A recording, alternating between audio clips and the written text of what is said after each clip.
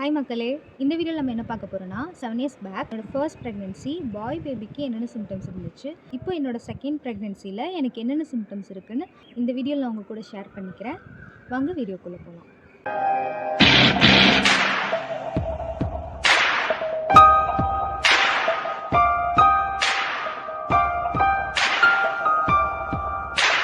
First ப்ரெக்னென்சியில் எனக்கு first 3 months மட்டும்தான் vomit இருந்துச்சு. மற்ற 7 monthsமே நான் ரொம்ப ஃப்ரீயாக ரொம்ப நார்மலாக இருந்தேன். அண்டு நான் என்னால் எல்லாமே சாப்பிட முடிஞ்சது. அப்போ ஒரு ஒரு டேட் கன்ஃபார்ம் பண்ணும்போது நான் ஒரு 44-45 kgsல இருந்தேன். டெலிவரி அப்போது எனக்கு ஒரு 62 அந்த மாதிரி எனக்கு வெயிட் இருந்துச்சு. அந்தளவுக்கு வாமிட் இல்லாதனால நல்லாவே வெயிட் கெயின் ஆச்சு. டெலிவரி டைம் எப்படின்னா ரொம்பவே நார்மலாக தான் இருந்தேன். ஜனவரி 11th நான் செக்கப் போயிருந்தேன்.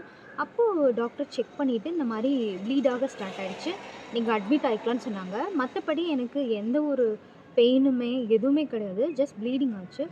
அட்மிட் பண்ணிவிட்டு அடுத்த நாள் Jan 12 எனக்கு என்னோடய ஃபர்ஸ்ட் பேபி பிறந்தான். எனக்கு சிசேரியன் தான் ஃபஸ்ட்டு சிசேரியன். ஏன்னா எனக்கு பெயின் இல்லை, சுத்தமாகவே அந்த லேபர் பெயின் வரவே இல்லை.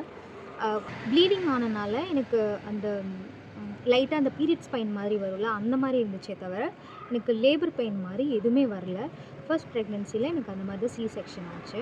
இந்த செகண்ட் ப்ரெக்னென்சியில் எப்படின்னா எனக்கு ஃபஸ்ட் 3 to 4 months வாமிட் வர்ற மாதிரியே இருக்கும். ரொம்ப சாப்பிட்டா உடனே நம்மளுக்கு வாமிட் வந்துடும், அந்த மாதிரி இருக்கும்.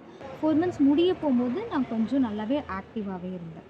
7th month ஸ்டார்ட் ஆனதுலேருந்தே எனக்கு ரொம்ப ப்ரீத்திங் ப்ராப்ளம், அப்புறம் இந்த ரொம்ப நடக்கவே முடியாது. என்னால் நடக்கும்போது ரொம்ப கஷ்டமாக இருக்கும். 4 to 6 months வரையும் கொஞ்சம் நார்மலாக இருந்தேன், ஆக்டிவாகவே இருந்தேன், நல்லா வேலை பார்த்தேன், வீட்டிலலாம் கூட வேலை நல்லா பார்த்தேன். அதுக்கப்புறம் இப்போ ஒரு இந்த 30 weeks அந்த மாதிரி ஸ்டார்ட் ஆனதுலேருந்தே என்னால் சுத்தமாக முடியல. ஏன்னா முன்னாடி டாக்டர் என்னை 2 wheeler ஓட்டக்கூடாதுன்னு சொல்லியிருந்தாங்க. பட் நான் அதை கேட்கல. நான் கொஞ்சம் 2 wheelerலாம் ஓட்டினேன். ஸோ அதனால எனக்கு இடையில கொஞ்சம் பெயின் வர, அதாவது கான்ட்ராக்ஷன் வர ஸ்டார்ட் ஆகிடுச்சு. 31st week தான் நடந்துட்டு இருந்துச்சு. அதனால ரொம்ப கஷ்டப்பட்டேன். ஒரு 5 days பக்கம் ஹாஸ்பிட்டல் அட்மிட் ஆகிருந்தேன். அண்ட் நிறைய ட்ரிப்ஸ் போட்டாங்க, இன்ஜெக்ஷன் நிறைய போட்டாங்க, அப்புறம் டேப்லெட்ஸ் நிறைய கொடுத்தாங்க. அதெல்லாம் வச்சு தான் அந்த கான்ட்ராக்ஷன் வர்றதை ஸ்டாப் பண்ணாங்க. ஆக்சுவலாக அந்த இப்போ டிஸ்சார்ஜ் ஆகி ஒரு 15 days ஆச்சு. நேற்று செக்கப் போயிட்டு என்ன சொன்னாங்கன்னா ஃபஸ்ட்டும் C-section தான். ஸோ இந்த டைமும் C-sectionாக தான் பண்ண முடியும்னு சொன்னாங்க. அதனால் நம்ம ரொம்ப பெயினுக்காகலாம் வெயிட் பண்ண வேண்டாம். நெக்ஸ்ட் செக்கப்பில் எனக்கு டேட் ஃபிக்ஸ் பண்ணுறதை பற்றி பேசலாம் அப்படின்னு சொன்னாங்க. என்னோடய 15 days இருக்குது. எனக்கு இந்த ப்ரெக்னென்சியில் த்ரூ அவுட் அந்த லேபர் பெயின் வர்ற வரையும் எனக்கு வெயிட் பண்ணணும்னு ரொம்ப ஆசையாக இருந்துச்சு. அது என்றைக்கு டேட்டில் அதுவாக வரணும்னு இருக்கோ வரட்டும் அப்படின்னு நான் நினச்சேன். ஆனால் டாக்டர் ஆல்ரெடி இந்த மாதிரி அட்மிட் ஆனனாலையும் சம் ஹெல்த் இஷ்யூஸ் இருக்கனாலையும் ஃபுல் டேர்ம் ஒன்றும் வெயிட் பண்ண வேண்டாம், ஒரு 36-37 weeks முடிஞ்ச உடனே குழந்தையோட க்ரோத் எப்படி இருக்குதுன்னு பார்த்துட்டு டெலிவரி பண்ணிக்கலாம், C-section பண்ணிக்கலான்ற மாதிரி சொன்னாங்க. இப்போ எனக்கு கொஞ்சம் ப்ரீத்திங் ப்ராப்ளம், அப்புறம் கான்ஸ்டிபேஷன் இருக்குது. ரொம்ப ஸ்ட்ரெயின் பண்ணி ஒர்க் பண்ணாலே எனக்கு பேக் பெயின் வர மாதிரி ஒரு ஃபீல் ஆகும். அண்ட் அந்த உள்ள ஒரு பயம் இருக்குள்ள அட்மிட் ஆனனால, அந்த பயமும் எனக்கு இருக்குது. ஸோ அதனாலே நான் பெருசாக இப்போ எந்த வேலையும் செய்கிறதில்ல. ரொம்ப மூச்சு வாங்கிட்டுற மாதிரி இருக்கும்.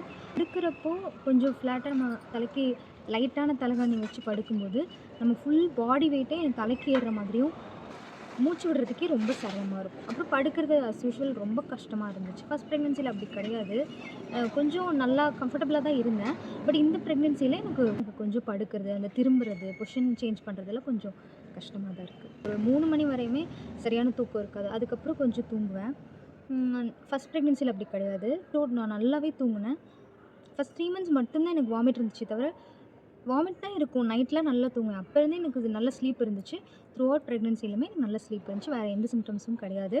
பட் இந்த ப்ரெக்னென்சியில் சின்ன இந்த மாதிரி இதெல்லாம் இருக்குது. பட் இதுவும் எனக்கு ரொம்ப பிடிச்சிருக்கு.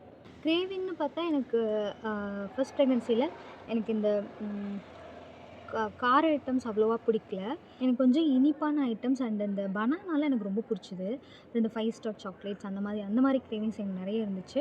இந்த ப்ரெக்னென்சியில் எனக்கு பயங்கர காரம் சாப்பிடணும் போல் இருந்துச்சு. எனக்கு ஃபர்ஸ்ட் பேபி பாய் பேபி. அவனுக்கு 7 years கம்ப்ளீட் ஆகிடுச்சு. எனக்கு இப்போ பொண்ணு பிறந்தால் நல்லா இருக்குமேன்னு தோணுது.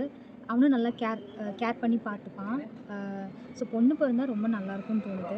ஒரு சின்ன ஆசை தான். பட் காட்ஸ் கிரேஸ் எனக்கு எந்த குழந்தை பிறந்தாலும் நான் ரொம்ப சந்தோஷப்படுவேன். நல்லபடியாக ஹெல்த்தியாக பிறக்கணும். ஸோ மேக்ஸிமம் இன்னொரு 3 to 4 வீக்ஸில் எனக்கு டெலிவரி ஃபிக்ஸ் பண்ணிடுவாங்க டேட்.